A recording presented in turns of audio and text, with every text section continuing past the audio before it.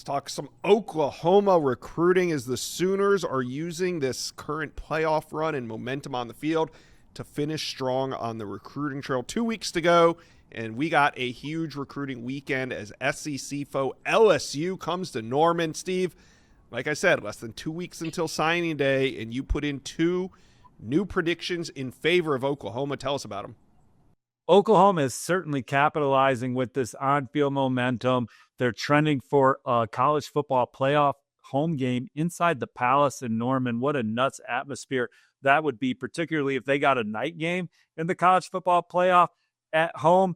They're trending for some recruits down the stretch that want to be part of the direction of this program under Coach Venables and company.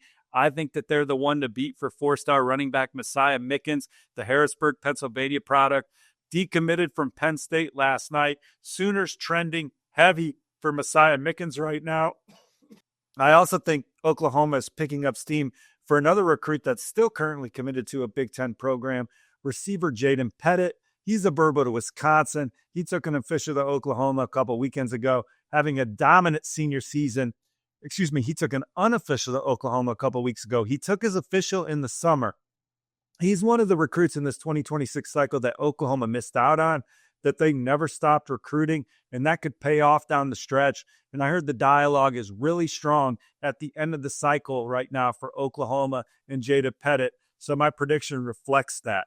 Another prediction that is being in the process of being logged, Markel Ford, Mesquite Horn safety, committed to SMU. Sam Spiegelman and I projecting Markel Ford to ultimately flip to Oklahoma. We're expecting him inside the Palace at Oklahoma this weekend for the Missouri game as well. Steve, who else could the Sooners land on December 3rd? Yeah, there's a lot of guys that they're recruiting late in the cycle. Senior evaluation, Nagy and that staff are high on a few guys. A couple guys in the Hoosier State, God's country. Carmel High edge rusher Dane Bathurst, former Duke commit, taking his official visit this weekend. I think OU is trending up. Brett Venables is leading the charge for Dane Bathurst down the stretch. They've really hit it off. Now Vanderbilt's in play. He was at Vanderbilt earlier this week. Purdue is another contender.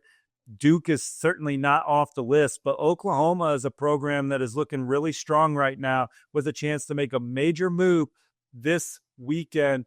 They're also hosting his cousin, Drake Kellner. Drake's family is from the same area as Brent Venables. So just a lot of connections for Oklahoma here down the stretch for Dane Bathurst. Another Indiana target 2 hours up the road for me in Fort Wayne. Jonas Muya is a 6'7", 290-pound offensive line target that just completed his first year of high school football. He's getting some late interest. Oklahoma is on the gas for him.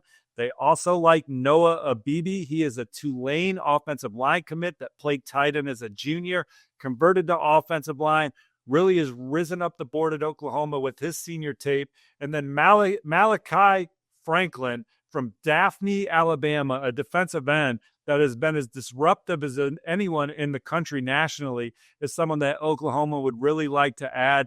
100 tackles this year, Josh, 23 stops for loss, 11 sacks, 19 hurries in 12 games. He's 6'6", 252 pounds. So a lot to be excited about with Mr. Franklin at the end of the cycle. And Oklahoma is pushing hard to add him to this top 20 class. All right, Steve, let's turn the page to 2027. Why not? Most of the programs in America already have. So how are the Sooners trending for top names in the 27 class? Let's talk game time. College football playoffs are fast approaching, and the NFL season is winding down as well. And who doesn't love to see their favorite football team live and in person, especially when you want to go with your family or a bunch of friends? But tickets aren't going to be easy to find, and getting deals on last-minute tickets can be frustrating when all you want to do is be there for the moment your team runs out on the field. Well, thankfully, the GameTime app gives the advantage back to the fans. It's the hack for unlocking amazing ticket experiences, and it only takes a few simple clicks. The app is easy to use, and the GameTime guarantee means that you can trust that you'll get 100% authentic tickets on time and at the best price.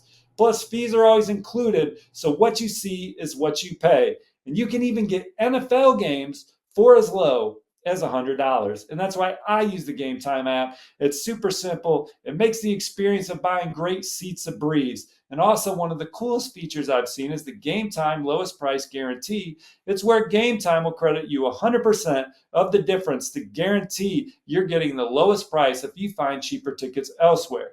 So here's what we're going to do. Download the Game Time app, create an account, and use the promo code WILTFONG, WILTFONG, for $20 off your first purchase.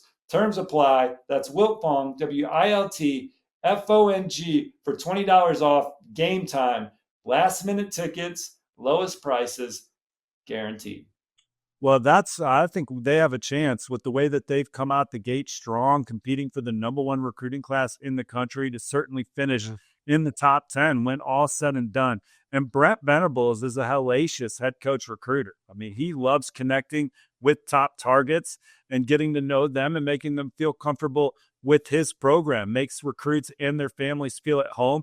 And that resonates with this coaching staff on down to a terrific off-field recruiting staff. Talked about Jim Nagy, but Stacey Ford has been pivotal in a lot of the early 2027 commits that they've landed. Drew Hill, longtime director of player personnel, knows Oklahoma inside and out, brings a lot of value for the Sooners, and they are in the mix for a lot of top targets in 2027. And with the season that they're having and the relationships that they're forming with recruits and the resources that OU has, they have a chance to return to being a program that's recruiting top 10 classes annually like they did under Coach Riley.